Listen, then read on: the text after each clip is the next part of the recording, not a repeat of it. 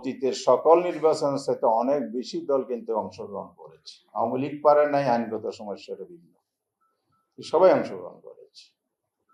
তাহলে গুণগত পরিবর্তনের জায়গাটা হচ্ছে এবারের ইলেকশনের কেন্দ্রগুলোতে হাঙ্গামা আমরা দেখি। এটা আমি ইলেকশনের পরদিন এসে কমিশনের মিটিং করেছি। কিন্তু আমাদের বাংলায় বলে, কিছু মনে করবেন না, কথাটা কিভাবে নিবেন, বলে যে উপরে সব ঠিকঠাক, ভিতরে সদরঘাট। আমাদের প্রবাদ একটা আছে। ভিতরে যে কাজটা হয়েছে সেটা আপনারা যারা পলিসি মেকার ছিলেন ইলেকশন কমিশনের, ল এক্সিকিউশনের ডিরেকশন দিয়েছেন, এই লেভেলে না থাকতে পারে। আপনাদের সংলাপও আমি একথা বলেছি, সরিষায় ভূত থাকলে ভূত ধরাবে কে, সেদিন বলেছিলাম সেটা। কিন্তু প্রক্রিয়ার ভিতরে তো সেই স্বচ্ছতা মেনটেন হয়নি। আইনে আছে কালো টাকা অপরাধ, কিন্তু আপনার চেইন অফ কমান্ডের ভিতরে যারা ছিলেন তারাও তো এই কাজের অংশীদার। আমি সাক্ষী দিতে পারি, মামলা করেছি আদালতে, সেটার ইনশাল্লাহ বক্তব্য দেব, ডকুমেন্টস। ইঞ্জিনিয়ারিং হয়েছে, পাটোয়ারি সাহেব বলেছেন। কিভাবে হয়েছে? ভোট গ্রহণেই তো সুষ্ঠু ইলেকশন নয়। সুষ্ঠু ইলেকশনের জন্য অবশ্যই ফেয়ারলি ইলেকশন রেজাল্ট ডিক্লেয়ার করতে হবে, রেকর্ড মেনটেন করতে হবে। এখানেও স্বচ্ছতার ব্যাপার আছে। হয়তো আপনারা দ্বিমত করবেন, এই কথাগুলো বলবেন।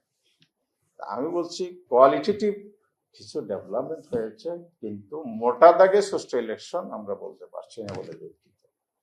সেকেন্ড কথা আমি যেটা বলতে চাই, দুটি ইলেকশন হলো, দুটি ব্যালট হলো, আমাদের সবার অঙ্গীকার ছিল, আপনারও সিনসিয়ারলি সেটা কন্ডাক্ট করেছেন, রেজাল্টও দিয়েছেন, শপথ অনুষ্ঠানে দুটি ফরম দিয়েছেন।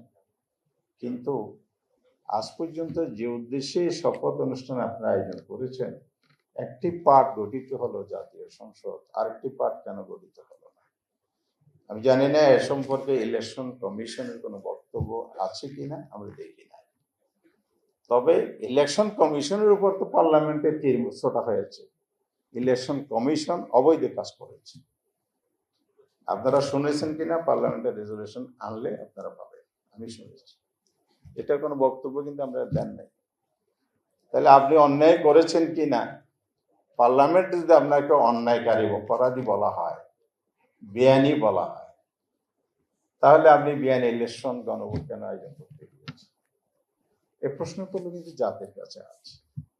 আমি আর বেশি ওদিকে যাচ্ছি না, কিন্তু জাতি এটা আশা করেছিল, পায়নি। এই জন্য আমরা এটার জন্য লড়াই এখনো করে যাচ্ছি। জনগণের ভোট, রায়, অভিমতকে উপেক্ষা করা হয়েছে। এটা ডেমোক্রেসির জন্য একটা বড় বাধা। আমি এই কথা শেষ করব। আজকের অনুষ্ঠান একটু বক্তব্য দেবে, অনেক বলার থাকলে এখানে সব বলা যাচ্ছে না। আজকে এই প্রেক্ষাপটে দেশকে যদি আমরা ভালোবাসি, দেশটাকে যদি আমরা সামনে এগিয়ে নিতে চাই, জুলাই উত্তর যদি আমরা, অভ্যুত্থান উত্তর যদি যেই বাংলাদেশ আমাদের তরুণ সমাজ দেখতে চাই, সবাই মিলে বাংলাদেশ একসাথে গড়ি বাংলাদেশ, যত সুন্দর চমৎকার বাণী থাকুক না কেন, আমরা যদি স্বচ্ছতার জবাবদিহিতা নিশ্চিত করতে না পারি, আমরা যদি দেশকে ভালোবেসে যদি প্রত্যেকের জায়গা থেকে সঠিক দায়িত্বটা যদি আমানতদারিতার সাথে পালন না করি, শুধু সুন্দর কথা, বক্তব্য ফুল দিয়ে কোনোটার গুণগত পরিবর্তন আসবে না। গণতন্ত্রের জন্য একটা বড় বিষয় হচ্ছে একটা মসৃণ পথ তৈরি করা। আমরা আঁকা পাকা পথ মাড়িয়ে এতটুকু এসেছি, কিন্তু সুষ্ঠু ইলেকশন ব্যবস্থা ছাড়া এটা কোনোদিন মসৃণ পথ তৈরি করা যাবে না। এই জন্য আমরা সবাই মিলে একসাথে গণভোটের রায় বাস্তবায়নের কাজ করব। আশা করব ইলেকশন কমিশনও এই ব্যাপারে তার জায়গা থেকে আইনি সীমাবদ্ধতা না থাকলে স্বাধীন সাহসী কমিশন হিসেবে ভূমিকা রাখবে, আমরা একটা প্রত্যাশা করি। দ্বিতীয় হচ্ছে লোকাল গভর্নমেন্ট ইলেকশনটা সুষ্ঠু সুন্দর হোক। অপুভাই আছেন এখানে, আমাদের মেসেজ পৌঁছাবেন মাননীয় প্রধানমন্ত্রীর কাছে, আমাদের কণ্ঠ কি, আমাদের অভিব্যক্তি কি, জাতি কি চায়।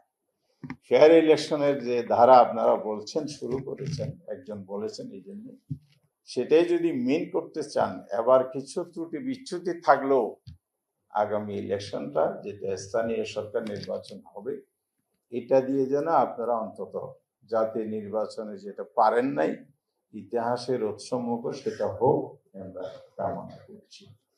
সেটা যেন আবার সেই ফেসিবাদী আমলের মতে রক্তারক্তি সংঘর্ষের ঘটনা না ঘটে।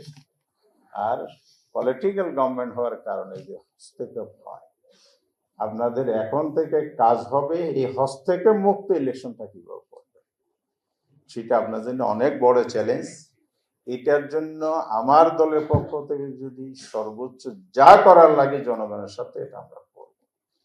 আসিফউদ্দিন পাটোয়ারি বলেছে রাজপথে কিন্তু আমরা আছি, তবে বিস্ফোরকের উত্তপ্ত পজিশনের উপর যদি আবার গোলাবারুদ নিক্ষেপ হয়, সেটা অনেক বড় ধরনের ক্ষতি হয়ে যায়।